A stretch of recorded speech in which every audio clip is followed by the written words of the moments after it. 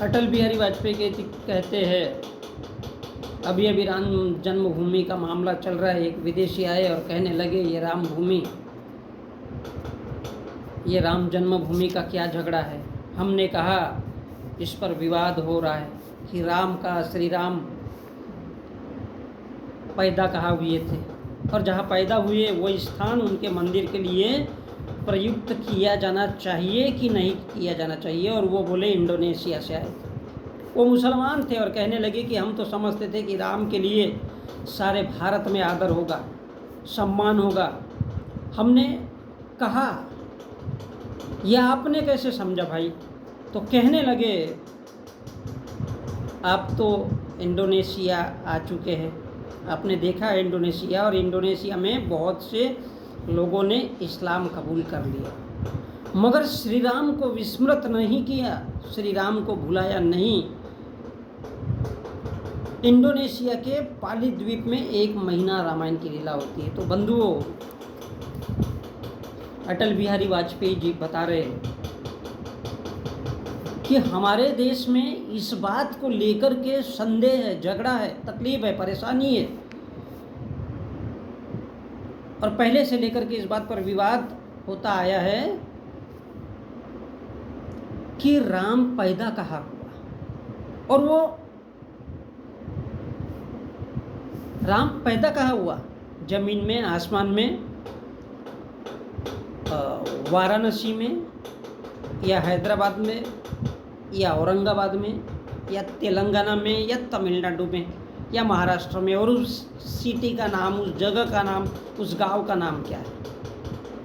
तो there is not clear where is he born. तो उसके स्थान के लिए कि भैया ठीक है, वो कौन सी जगह ढूंढनी चाहिए, और वो जगह ढूंढनी चाहिए, और वो जगह सच में बताना चाहिए भी कि नहीं, तो इस बात पर भी डाउट है। अब वो इंडोनेशिया का इंसान पूछ रहा है जो मुसलमान था, ये अटल बिहारी वाजपेयी बोल रहे। तो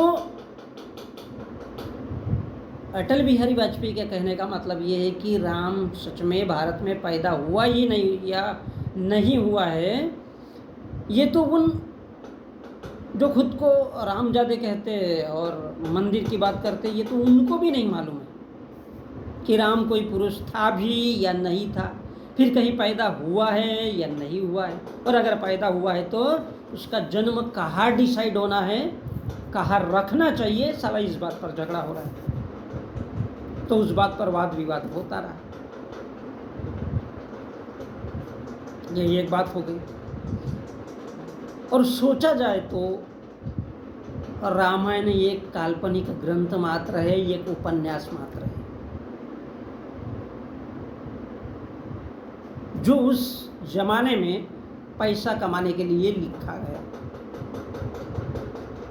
आज अगर भारत में हिंदू लोग हैं तो बहुत से लोग उन पर उपन्यास लिखते हैं, बहुत से लोग कहानियाँ लिखते हैं, और बहुत से लोग कहानियाँ बनाते हैं। काहे के लिए? उद्देश्य क्या है, पर्पस क्या है? पैसा कमाने के लिए। तो जब सवाल इस बात का है कि जब वो जन्म ही नहीं हुआ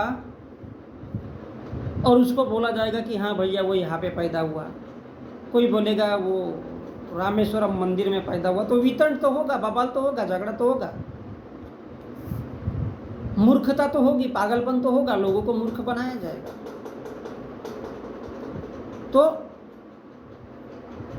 सोचने लायक बात यह है कि इंडोनेशिया तो मुस्लिम देश है, फिर 1 महीना रामायण चलेगी कैसे? तो वो वहाँ का आदमी कहता है कि इंडोनेशिया तो आप आ चुके हो भाई।